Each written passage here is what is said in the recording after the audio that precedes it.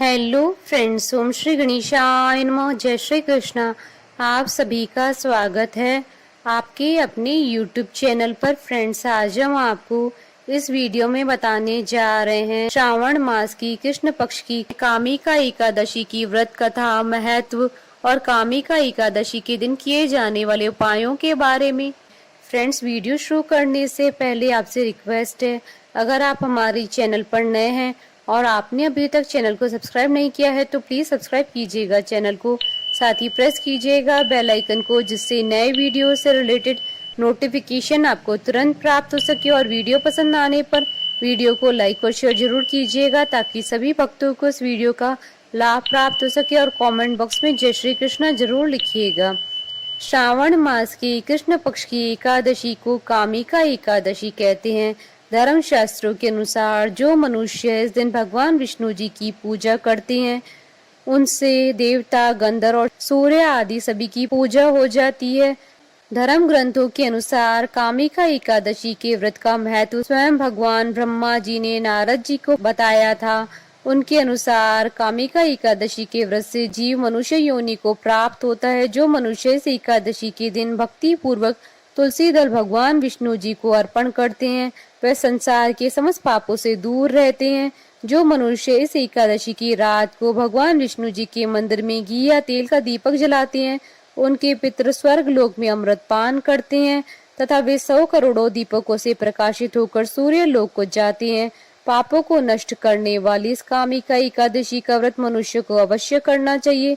कामिका एकादशी के व्रत के महात्मा को श्रद्धा से सुनने और पढ़ने वाला मनुष्य सभी पापों से मुक्त होकर विष्णु लोक को जाता है। फ्रेंड्स, अब आइए जानते हैं कामिका एकादशी के दिन किए जाने वाले उपायों के बारे में। यदि आप कर्ज के बोझ से दबे हैं तो कामिका एकादशी के दिन सुबह के समय पीपल के वृक्ष पर जल चढ़ाना चाहिए। पीपल में भगवान विष्णु जी का वास होता है और मान्यता है कि कामिका एकादशी के दिन जल और दीप दान से मानसिक शांति भी मिलती है। सुख, सौभाग्य और समृद्धि के लिए कामिका एकादशी के दिन सुहागिन स्त्रियों को अपने घर पे बुलाकर उन्हें फलाहार खिलाएं और स्वाद की सामग्री वितरित करें।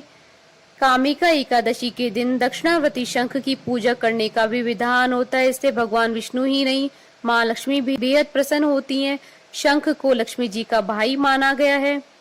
फ्रेंड्स, अब आइए प्रारंभ करें कामिका एकादशी की व्रत कथा।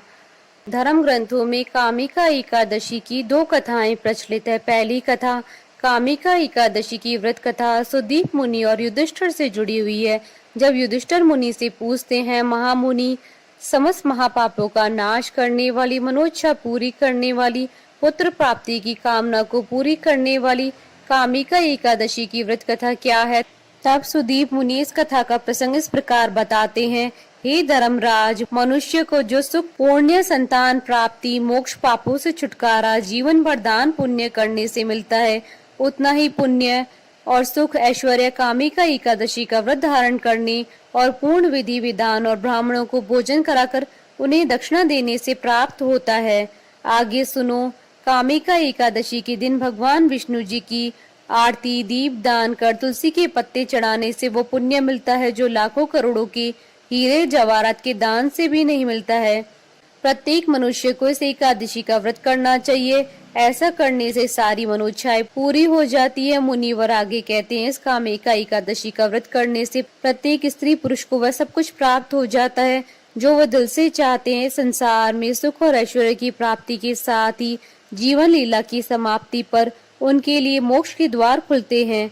हे वत्स, इसलिए इस एकादशी को कामिका या पवित्र एकादशी कहा जाता है, क्योंकि यह बड़े बड़े पापों से मुक्ति देने वाली, संतान सुख की प्राप्ति देने वाली और मृत्यु के बाद मोक्ष की राह बताने वाली है। दूसरी कथा।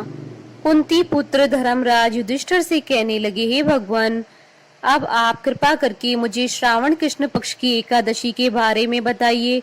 श्रावण कृष्ण एकादशी का क्या नाम है, सो बताइए। श्री कृष्ण कहने लगे कि हे युधिष्ठिर, इस एकादशी की कथा एक समय ब्रह्मा जी ने देवर्षि नारद से कही थी, वही मैं तुमसे कहता हूँ। नारद जी ने ब्रह्मा जी से पूछा था कि हे पितामह, श्रावण मास की कृष्ण पक्ष की एकादशी की कथा सुनने की मेरी इच्छा है। उसका क्या नाम है, क्या विधि है, उसका महात्म्य क्या है, सो कृपा करके कहिए। नारद जी के ये वचन सुनकर ब्रह्मा जी ने कहा, हे नारद, लोकों के हित के लिए तुमने बहुत सुंदर प्रश्न किया है। श्रावण मास की कृष्ण पक्ष की एकादशी का नाम कामिका है।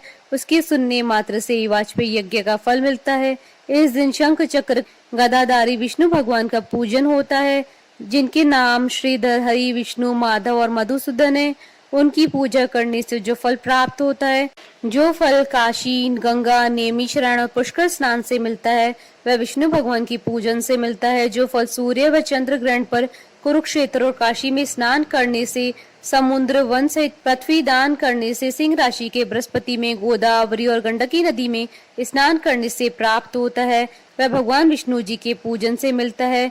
जो मनुष्य श्रावण में भगवान का पूजन करते हैं, उनसे देवता, गंधर्व और सूर्य आदि सब पूजित होते हैं। अतः पापों से डरने वाले मनुष्य को कामिका एकादशी का व्रत और विष्णु भगवान का पूजन अवश्य में करना चाहिए।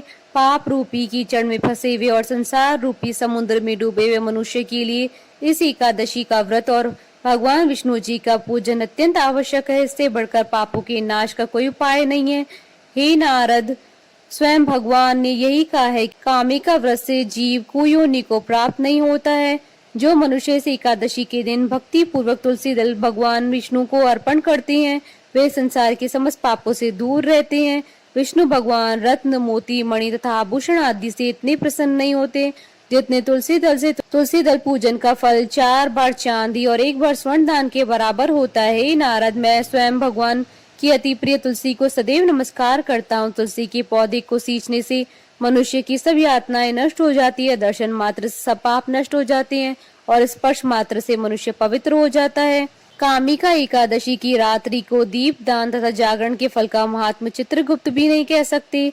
जो इस एकादशी की रात्रि को भगवान के मंदिर में दीपक जलाते हैं, उनके पितृ स्वर्ग लोक में अमृत पान करते हैं तथा जो घी या तेल का दीपक जलाते हैं, वे 100 करोड़ दीपकों से प्रकाशित सूर्य लोक को जाते हैं। इस संबंध में मैं अब आपको एक कथा सुनाता हूँ, ध्यान पूर्वक सुनिए। एक बार एक गांव में एक वीर क्षत्रिय रहता था। एक दिन किसी कारणवश उसकी ब्राह्मण से हाथापाई हो गई और ब्राह्मण की मृत्यु हो गई। अपने हाथों से मारे गए ब्राह्मण की क्रिया उस क्षत्रिय ने करनी चाहिए, परंतु पंडितों ने उसे क्रिया में शामिल होने से मना कर दिया। ब्राह्मणों ने बताया कि तुम पर ब्रह्म हत्या का दोष है, पहले प्रायश्चित कर इस पाप से मुक्त हो, तब हम तुम्हारे घर का भोजन करेंगे। इस पर क्षत्रिय ने पूछा कि इस पाप से मुक्त होने का क्या उपाय है। तब ब्राह्मणों ने बताया कि श्रावण मास की कृष्ण पक्ष की एकादशी को भक्ति भाव से भगवान श्रीधर का व्रत एवं पूजन कर ब्राह्मणों को भोजन करा के सदक्षिणा के साथ आशीर्वाद प्राप्त करने से इस पाप से मुक्ति मिलेगी। पंडितों के बताए हुए तरीके पर व्रत करने वाली रात को भगवान श्रीधर ने क्षत्रिय को दर्शन देकर कहा, तुम्हें ब्रह्म हत्या के पाप से मुक्ति मिल गई है। इस व्रत को करने से ब्रह्म हत्या आदि के सभी पाप नष्ट हो जाते हैं और इस लोक में सुख भोगकर प्राणी अंत में विष्णु लोक को जाते हैं। इस कामिका एकादशी के महात्म्य के श्रवण और पठन से मनुष्य स्वर्ग लोक को प्राप्त करते हैं। बोलिए भगवान विष्णु की जय, सनातन धर्म की जय। हमारे साथ इस वीडियो में अंत तक बने रहने के लिए आपका धन्यवाद। ओम श्री गणेशाय नमः। जय श्री कृष्णा।